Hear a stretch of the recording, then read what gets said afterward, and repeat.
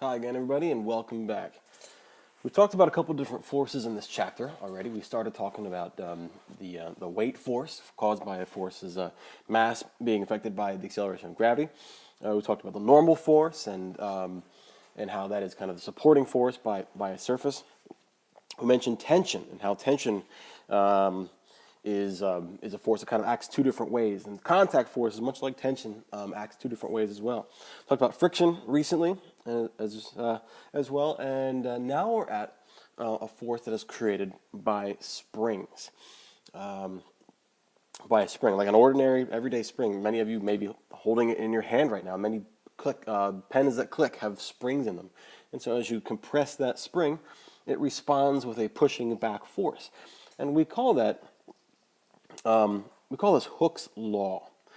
Hooke's law. So if you compress or if you stretch a spring, basically if you deform a spring from its equilibrium length, so say this right here, this is a spring that is what's called its equilibrium length, this term right here. That means the length that the spring normally is when it's just at rest, when it's neither compressed nor stretched. All right, but of course you know that you can take a spring and you can compress it down tighter. You can also stretch it out as well. And so these springs right here have been deformed. There's some sort of displacement that has taken place. This I'll do this in blue. So this little delta x right here, or just x, from there to there is one displacement, and here's another one as well. Here's another displacement right here. That x. Depending on how much you displace a spring, it will feed back to you, or it will feed back with some sort of a force. And that's what Hooke's law is. This equation down here at the bottom is Hooke's law.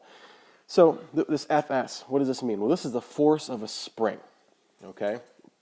The force created by a spring. Now, it could be pulling or pushing. Again, it depends on whether you deform it, whether you compress it, or whether you pull it from its equilibrium length.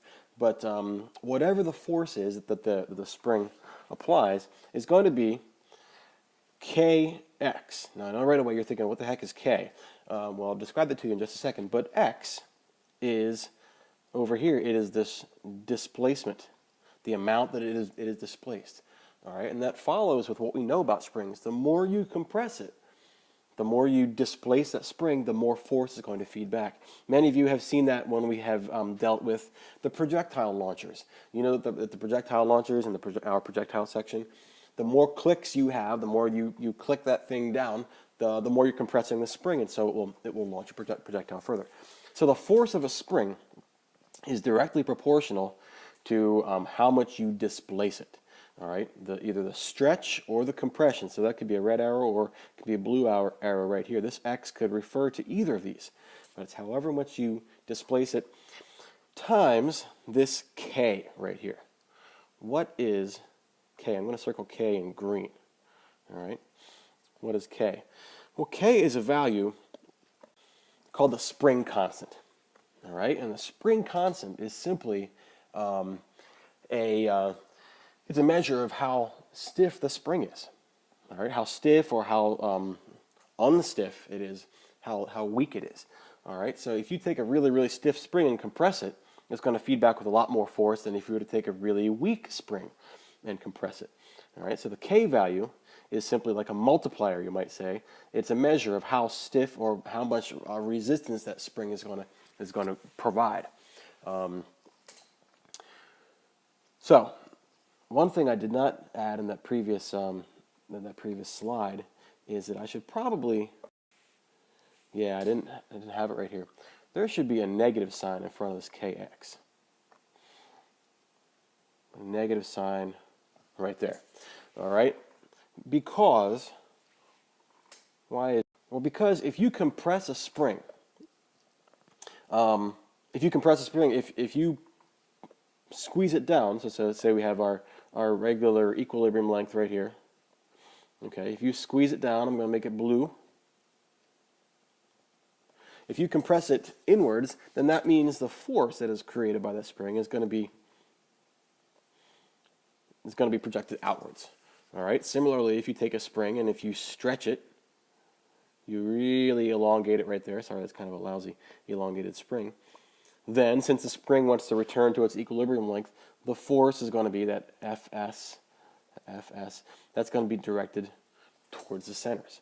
All right, so you could really say that the force applied by a spring is the opposite direction of whether it's being stretched or whether it's being compressed.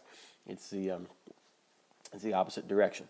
So our original equation was simply F equals kx, but if you just knew the magnitude, then that means you could say that F equals kx. But to be more accurate, you should probably say that there's a minus sign in there because the force that is going to be applied is going to be in the opposite direction of the, you might say, the displacement. Okay, so this force and this displacement are going to be opposite directions. If you push a spring in, it will force back out. If you stretch a spring out, the force will be back inwards. Okay, so let's go ahead and apply this to an example. All right, example 511. We've got, I guess, a little motorized bulldozer, or maybe it's a real bulldozer, I don't know, that is attached to the wall by way of a spring. And so here's our spring right here. The wall is not going to move, so it's kind of like a fixed point, you might say. And so our bulldozer is going to move out, and being attached to the spring, it's going to displace the spring. Okay? So with the bulldozer all the way out here, the assumption is that the spring goes all the way back to the wall and it's still attached. Okay? So the spring constant, actually I don't think I even mentioned it to you, it's not just a multiplier, but it has a value, and that is newtons per meter. All right, that spring constant K equals 1,300 newtons per meter. That means if you were to displace that spring an entire meter, it would feed back a spring constant, or sorry, it would feed back a spring force of 1,300 newtons. All right, if you only displace it half a meter, then it would feed back 650 newtons, etc. All right, so this spring constant K is a measure of how much force it creates for how much displacement you displace that spring. All right, so let's write down. We have that already. That's our spring constant K. Our displacement is going to be 0.45 meters. Okay, so we're displacing it in the positive direction. All right, displacing it that way. So what direction should we expect the force is going to be applied to the bulldozer? The bulldozer is acting on the spring, and so the spring is going to be acting on the bulldozer. It's going to be acting back inwards, right? So since outward is our displacement, then our spring force is going to be inwards. Let me change colors right here again. So again, this direction right here, that's our displacement. So our spring force is going to be back. The spring is pulling back. All right. I'm sorry. Well, it asks for the bulldozer and the wall, is right. So again, if it's pulling inwards from this end, then we should also say it's pulling inwards on the wall as well. That's spring force right there. It pulls inwards kind of from both ends. All right. Let's find out what that is. Well, spring force is simply going to be Kx, right? That is 1,300 newtons per meter. That's the spring constant, that you might say the stiffness of the force, times 0.45 meters. All right, and of course the meters cancel out, and we've got 1,300 times 0.45. I get 585 newtons. All right, 585 newtons, and against for the wall, let's see, at east for the wall and at west for the bulldozer.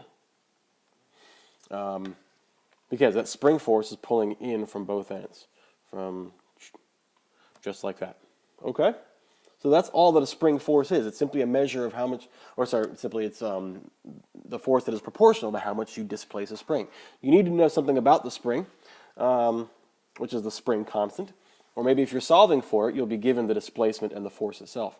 But F equals negative Kx is the relationship between that spring force and the spring constant. Okay, so that's it for this segment. We have our definition of the spring force, F equals negative Kx. We've got our example 511, and that's going to be it for springs. Now we're going to be doing some problems on them a little bit later on as well.